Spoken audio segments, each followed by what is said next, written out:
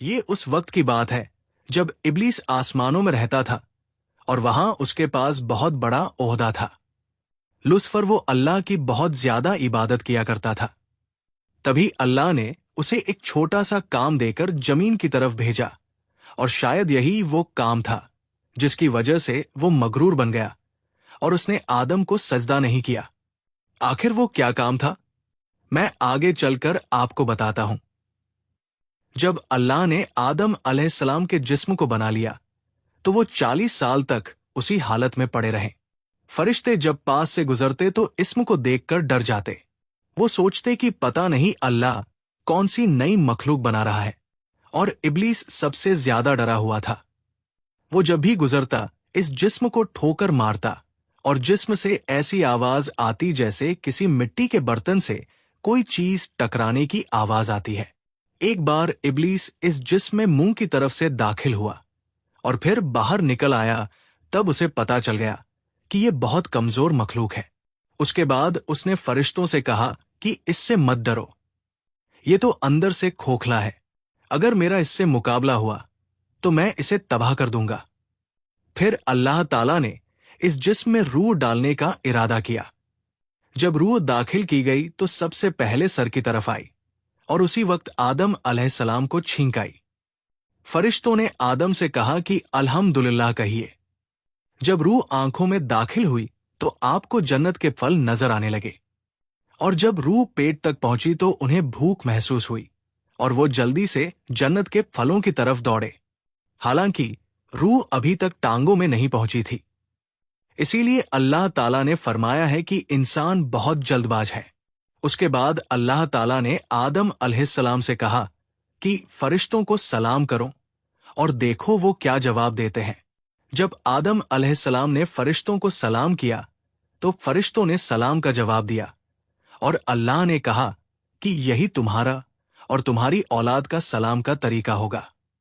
احادیث کے مطابق نبی صلی اللہ علیہ وسلم نے فرمایا کہ حضرت آدم علیہ السلام کو جمعے کے دن پیدا کیا گیا، اسی دن انہیں جنت میں داخل کیا گیا، اور اسی دن انہیں جنت سے نکالا گیا، اور اسی دن قیامت بھی قائم ہوگی۔ جب حضرت آدم علیہ السلام کو پیدا کیا گیا تو ان کا قد 60 ہاتھ تھا، اور جو انسان جنت میں جائیں گے ان کا بھی قد اتنا ہی ہوگا۔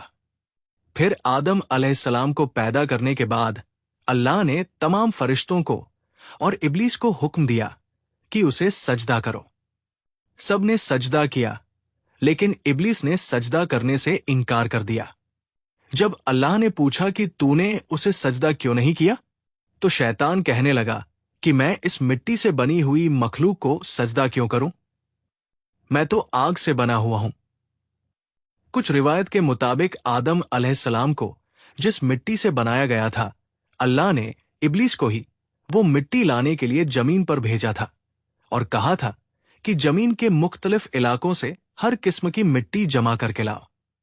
یہی وہ کام تھا جس کے بارے میں ویڈیو کے شروع میں نے بتایا ہے، اور شاید یہ بھی ایک وجہ ہو سکتی ہے کہ ابلیس کے اندر حسد پیدا ہوا ہو کہ جس مٹی کو میں اپنے ہاتھوں سے اٹھا کر لایا ہوں اسی کو مجھ سے سجدہ کروایا جا رہا ہے۔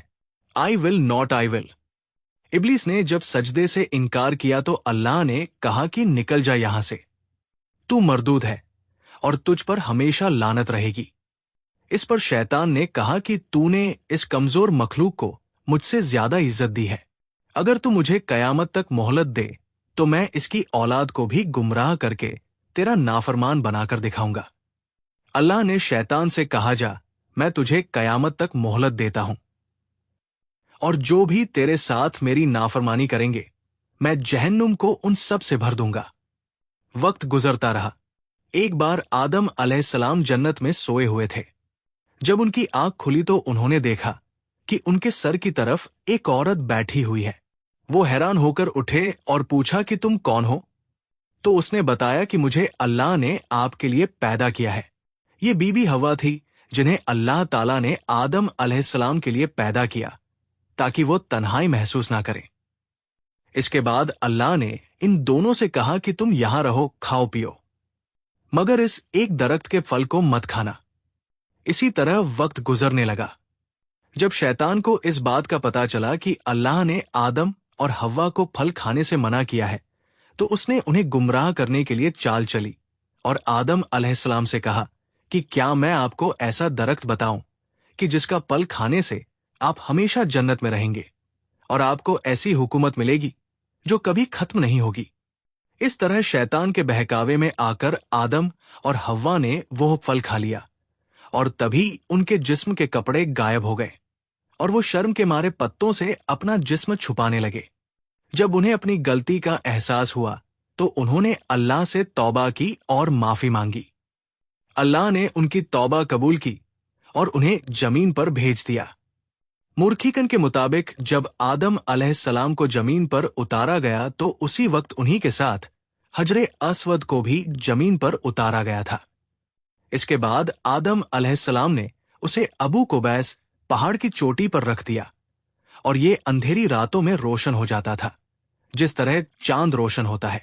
وہ دونوں زمین پر زندگی گزارنے لگے۔ وقت گزرتا رہا اور آدم علیہ السلام کے 2 بیٹے پیدا ہوئے۔ ایک کا نام حابیل اور دوسرے کا نام قابیل تھا۔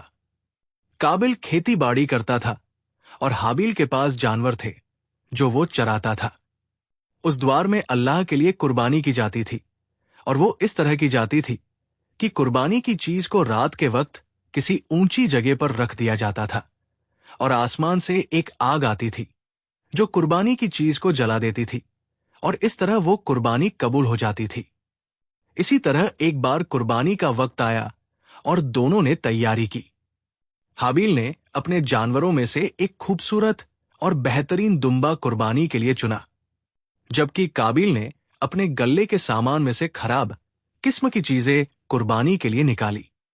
رات کے وقت دونوں نے اپنی اپنی قربانی اللہ کے لیے پیش کی۔ آسمان سے ایک آگ نکلی جس نے حابل کی قربانی کو جلا دیا اور اس کی قربانی قبول ہو گئی، جبکہ قابل کی قربانی قبول نہ ہوئی، کیونکہ قربانی کا مقصد ہی یہی ہوتا ہے کہ اپنی اچھی اور خوبصورت چیز اللہ کی راہ میں پیش کی جائے، اور حابیل نے اپنی بہترین چیز اللہ کے لیے پیش کی تھی، اسی لیے اس کی قربانی قبول ہو گئی۔ جب قابل نے یہ دیکھا تو وہ اپنی توہین برداشت نہ کر سکا اور غصے میں حابیل سے بولا کہ میں تجھے قتل کر دوں گا۔ حابیل نے جواب دیا کہ قربانی تو اللہ نیک نیت والے کی ہی قبول کرتا ہے، اگر تیری نیت نیک نہیں تھی تو اس میں میرا کیا قصور؟ مجھے اللہ سے ڈر لگتا ہے، تیرا جو دل چاہے وہ کر۔ اس کے بعد قابیل نے حابیل کو قتل کر دیا، اور یہ دنیا کی تاریخ کا سب سے پہلا انسانی قتل تھا۔ اس کے بعد وہ بیٹھا سوچ رہا تھا کہ اپنے بھائی کی لاش کو کہاں چھپائے۔ تبھی اللہ نے ایک کوے کو بھیجا جو اس کے سامنے آ کر زمین کو ریدنے لگا۔ جب قابیل نے یہ دیکھا تو اس نے بھی زمین کو کھود کر حابیل کی لاش کو دفن کر دیا۔ آپ کو یہ ویڈیو کیسی لگی کمنٹ کر کے بتائیں، اور اگر اچھی لگی تو اس چینل کو سپورٹ